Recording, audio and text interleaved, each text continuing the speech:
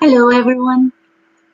I wanted to do this in English. I'm from Denmark, and I have followed the child industry for the whole West, from USA, England, Germany, Sweden, Norway, Denmark, uh, Finland, and so on. It's everywhere, and the methods are somewhat the same to take the child. Um, Yesterday I went to court. I was accused of helping an Austrian woman try to kidnap her child. Um, I was. She got a sentence for 4 months. In Denmark, we have a sentence that you can go to jail or you are on trial. If you do anything again, you will come to jail. And she got non-jail because they can't give her jail in Denmark. She's not from this country. She is a citizen of another country. So they gave her 4 months, and they had accused her friend from Austria to also participate in this case, and they charged me because they thought that my car and I was seen at the settings, and I went down there yesterday, and the sentence for all of those people were done, but I'm still charged. So I can wait for a couple of weeks to see what happens to me. But since 2012, I've been focusing on this area because I have handicapped twins. They have autism, both of them, and I got to know the system. And I've seen the horror, not just in Denmark, everywhere. And I can see that many people focuses on Norway. Um, they have the same amount of people in Norway as they have in Denmark, and they take what you call CPS. They take the same numbers from Denmark and Norway, but Norway has been very good at focusing on what's happening. No one is talking about Sweden because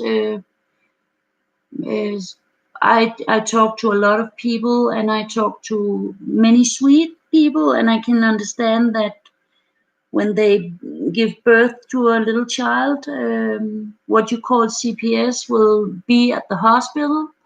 They will inject sleeping medicine to the woman so she can't defend her or her child, and then they will take the child away. Um, Common for the European countries here is that they never give you a reason why they do it. Never. But they invent somehow something, no one is perfect, but they start a story, and it's not social workers who works on them, it's authors, they do a lot of things to make up a story. Something is true, something can be worked on, but they never help. They just take the child. Before Norway started, Denmark started big, and somehow UK took it in and started adopting the children away. UK takes a child every 20 minutes. In Denmark, it's only 30 minutes, you know. So they take a lot of more children, and they are a lot of more people, you know. So percent, I guess it's the same, you know. But that case I went to yesterday is about an Austrian woman who was an IT specialist in Denmark. She bought a house in the country, and she met her children's father. And it was a violent relationship. And when this woman's father got sick in Austria, she went there to be with him. While he was sick, she went on the street one day after visiting her father, and a car showed up, and in this car was the father and very famous actor in Denmark, and one held her and the other one took the child. He got a sentence in Austria, but it's not his country, so he won't. There won't happen anything. And he went to Denmark with the child and got full custody, no matter what. It was okay that he kidnapped this child. This woman fought the best she could while she was living in Austria. She had to learn the Danish law, and while all this was happening, she also could get her case to UN. UN has a judge who she's hired to tell every Danish people that they can't have their case there. They refuse every cases on children from Denmark. She's an Irish judge, and nothing comes through. It's only from Norway everything comes through to the court, and they have lost, and the Norwegian government has lost and lost and lost all those cases. But we can see the same in Denmark as we can in Norway, that they don't follow the court rules from UN. But this woman I went to court with yesterday, who never showed up, by the way, because she is not allowed to enter Denmark for 6 years, even though her child is here. She is not allowed to be in Denmark, to visit Denmark. She owns a house in Denmark. She can't be in her house, and she can't see her son. But this lady got a ruling from UN that the child must come back to Austria. The social minister from Denmark and the Austrian embassy met to talk about the case, and nothing happened. So Denmark got its way. But everything that comes from UN, we are not following. No human rights, nothing. In Denmark, we are a little country with 5 million, 5 to 6 million, somewhat, you know. But they take,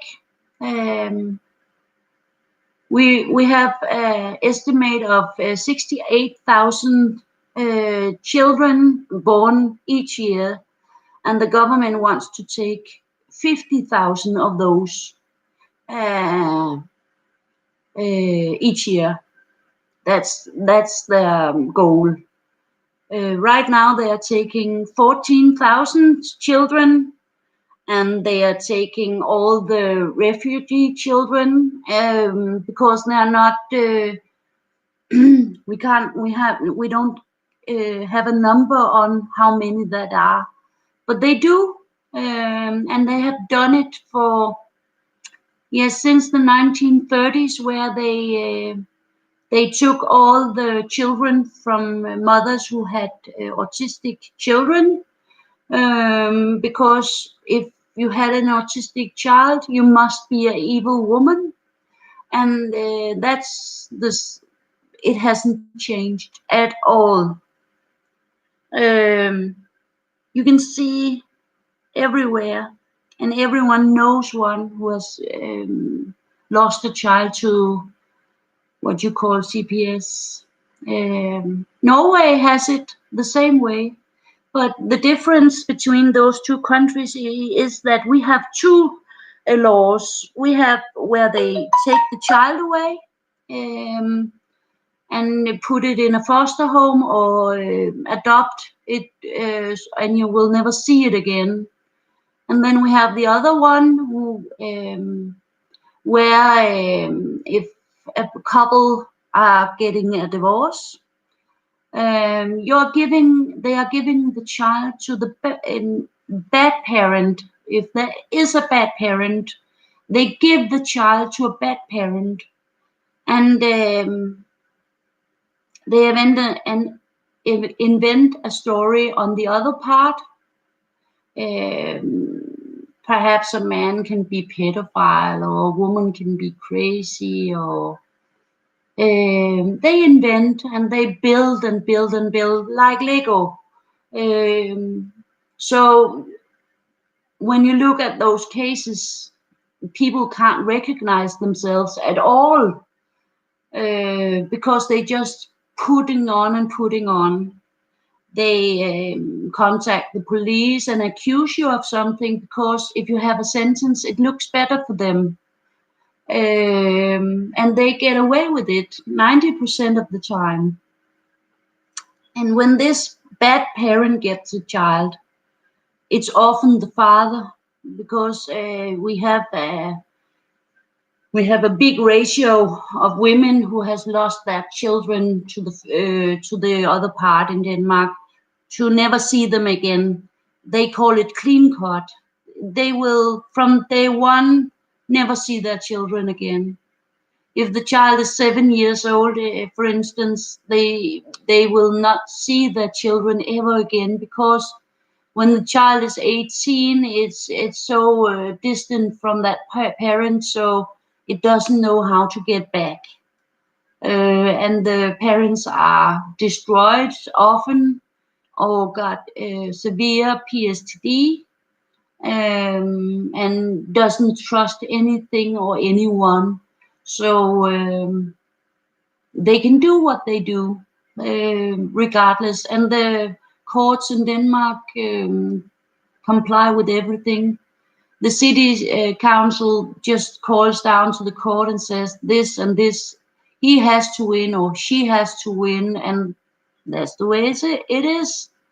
So we don't have independent courthouses in Denmark, and the police helps them. So there's nothing to do about those cases. But this woman got a sentence from UN, and they don't follow it, and they charged her for 4 months, as I told you, but they didn't take a standpoint on the conviction from UN. They didn't take to. They didn't take in that she hasn't seen her child since 2012, and she will never see her child again. Perhaps I don't think she will. She's very afraid of her ex boyfriend who she has the child with. So even though she could enter Denmark, I don't believe she would. But right now she's sitting in Austria with a penalty in Denmark, and I am still charged for perhaps drive the car or somewhat because I'm a Danish citizen. So they will go after me, no matter if I did it or not. They will go after me. But this has been going on for so many years. Many children are in foster homes where they are beaten up or sexually abused, and what you see in all those cases that are different from Norway or Sweden is that when the father doesn't have is capable of taking care of the child because he's not used to it or because he's not interested but just want a revenge for his ex, the child is losing the battle, and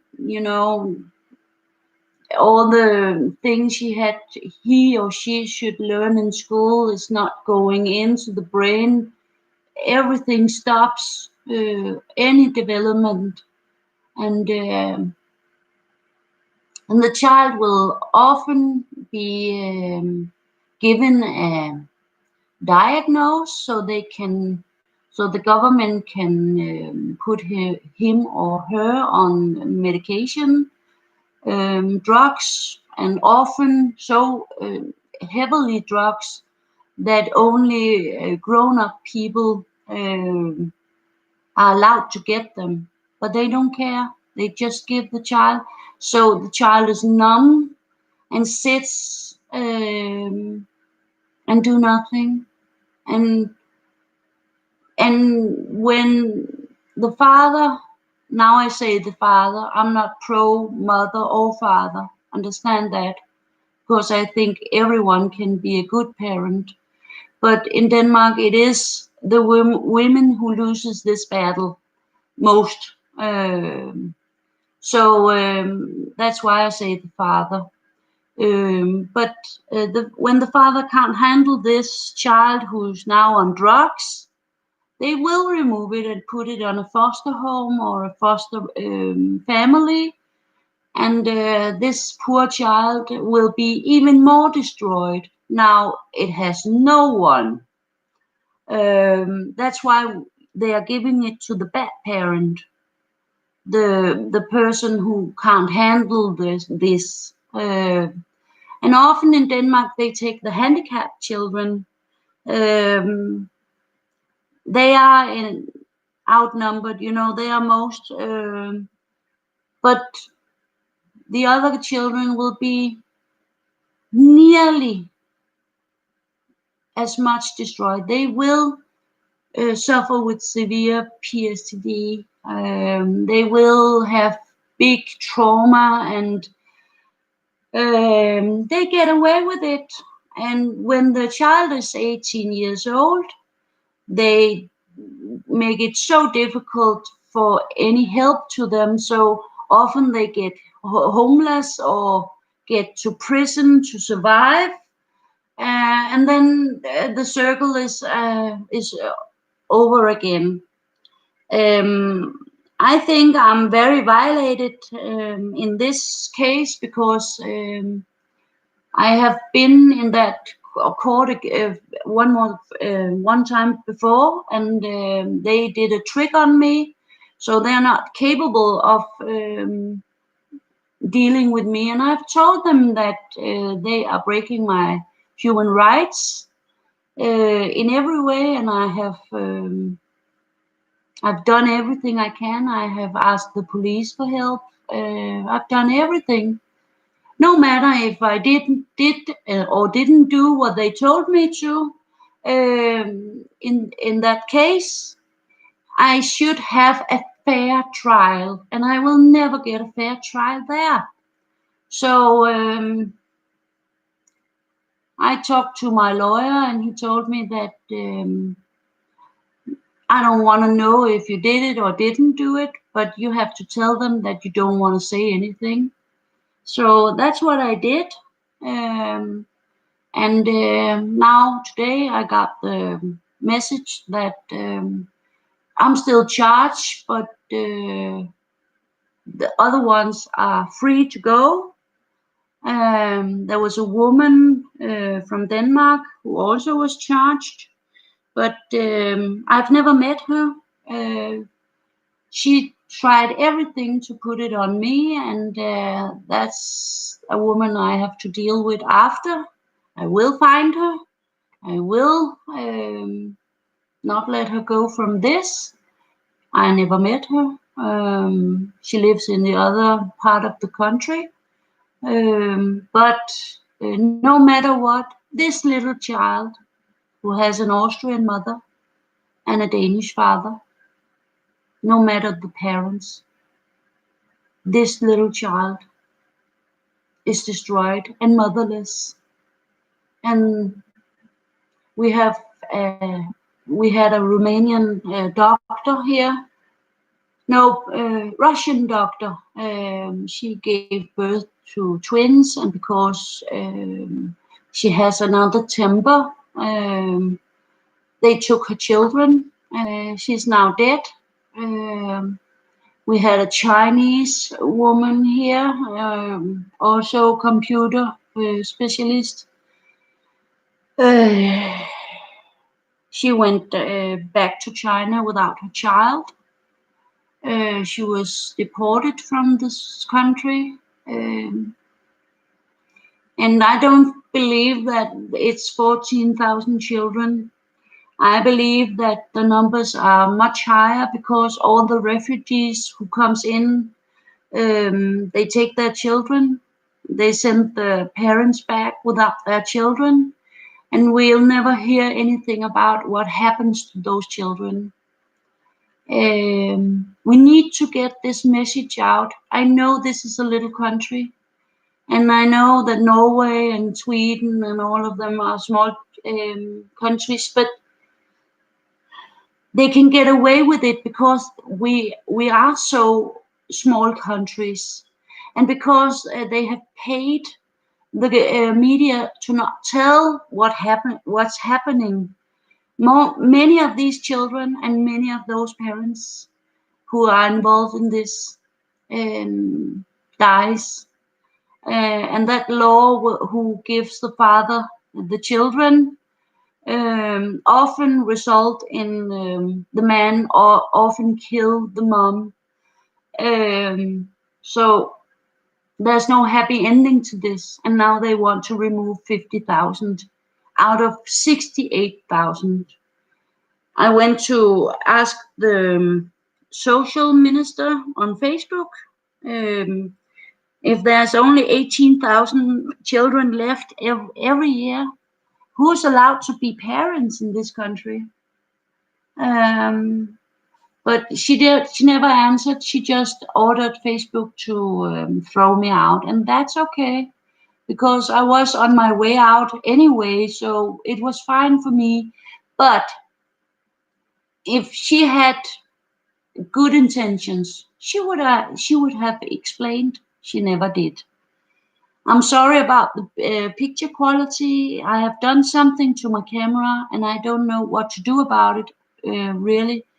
But no matter what, I wanted to let you know and give an update on the countries in the West because it's the same all over. They are a little, they are very heavy in every way. Norway is more open about their cases. They win their cases in UN. In Sweden, they sedate their mothers so that they can steal their children. And in Denmark, we have two laws. So they do it differently, but when they first take the child, it's the same. You never see them again, or you can see them 1 hour every 3 months. But if you stand up for your rights, you will never see your children again. Never. I'm not worried. I will fight this no matter what it costs. because it's so horrific, and no one is helping our children. Not UN, not EU, no nothing. And they take their money to give to this system. They take them from old retired people or sick people. They take they are when groceries are getting um, more expensive, they have to get a little more pension. But instead of giving them that pension, they take those money, and they have done it since 2000. So 20 years now, where they have not getting a raise, no matter what the groceries cost and the heat is costing, or the water. So people are getting very poor in Denmark, and they are paying for their for so they can take their children. Um, and most of those parents who has met the system is unable to work because they get a lot of PSTD and the fights and everything. So and although those blamings, you have hit your child, or you have